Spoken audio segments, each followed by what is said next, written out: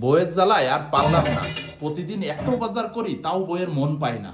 কি ব্যাপার, অফিস থেকে এরকম ঘ্যান ঘ্যান প্যান প্যান করতে করতে ঢুকতেছো কি জন্য? ঘ্যান ঘ্যান প্যান প্যান কি আর সাদে করতেছি? প্রতিদিন এত কিছু করি, এত কিছু বাজার করি, তারপরেও তোমার মন পাই না। মন মতন বাজার করো না তাই তুমি মন পাও না। এই নাও ধরো, আজকে বাজার ধরে উঠাই নিয়ে আসছি, দেখি তোমার মন পাওয়া যায় কিনা। তাই বলে এত সবজি কে খাবে? মানুষ দুইজন। রেখে খাবা, প্রতিদিন বাজার নিয়ে আসি, তারপরেও তুমি বলো এ কেননি তা কেননি।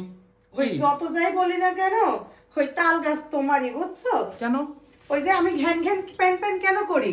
প্রতিদিন তুমি অফিস থেকে আসার সময় ঠিক 2টা সবজি কিনে আনো, আর সেই 2টা সবজি তোমার পছন্দের সবজি কিনে আনো। আর আজকে তুমি 10টা কিনে আনছো, ফলাফল 0। ঠিক আছে? কেন ফলাফল 0 কেন? দুনিয়ায় তো এই ঘি কাঞ্চন শাক ছাড়া আর কোনো শাক নাই, তোমার পছন্দের শাক এটা। আর কি শাক আছে? এজন্য এই একটা শাকই তুমি কিনে আনছো। ভালো কথা। তারপরে কি, তোমার জাতীয় তরকারি শীতকাল হোক গরমকাল হোক বেগুন তো থাকবেই। হ্যাঁ, বেগুন তো 12 মাসই খাওয়া যায়, এতে সমস্যা কোথায়? ফুলকপি ডিম দিয়ে খাইতে শীতকালে তুমি পছন্দ করো, নিয়ে আসছো বড় একটা ফুলকপি, এইটাও তোমার পছন্দ। হ্যাঁ ঠিক আছে। আর কি আনছো? বাজারে তো এই শীতকালীন সবজি তো এইগুলাই আছে। আর সিম আনছো, সিম তো তুমি গরুর মতন খাইতে পারো। ঠিক আছে? কি সিম পোড়া পোড়া করে রান্না করে, কি সব কথাবার্তা বলো? হ্যাঁ, গরুর মতো খাইতে পারি। আর কি আনছো? কাঁচা ঝাল। হ্যাঁ, কাঁচা ঝাল তো লাগবে। আর কি আনছো? খিরাই আর টমেটো। এই শীতকালে তোমার প্রতিদিন খিরাই টমেটো ধনেপাতা দিয়ে সালাদ লাগবে। সালাদ হইলে তো জমে যায় পুরা। এইবার আমার পছন্দের তরকারিগুলা কোথায়? তাহলে তুমি বাজার ধরে যে উঠায় আছো, বাজারে কি এছাড়া আর সবজি ছিল না? শীতকালীন সবজি তো এগুলাই দেখলাম আমার। হ্যাঁ, তোমার পছন্দের গুলাই তুমি দেখতে পাও। কেন মূলা নাই, শালগম নাই, পাতাকপি নাই, পেঁয়াজের কালি নাই? তাহলে তুমি কিভাবে বলো যে এই ছাড়া বাজারটাতে নাই? পেঁয়াজের কালি আমি বাজারে দেখলাম না। আর মূলা কিনতে হলে তো আমার ঘরই আলাদা করে ফেলতে হবে। হ্যাঁ, তোমার না আসলে মাথায় সমস্যা। তুমি আসলে কুসংস্কার নিয়ে সবসময় পড়ে দেখো, মূলা খাইলে এই হয়, মূলা খাইলে ওই হয়।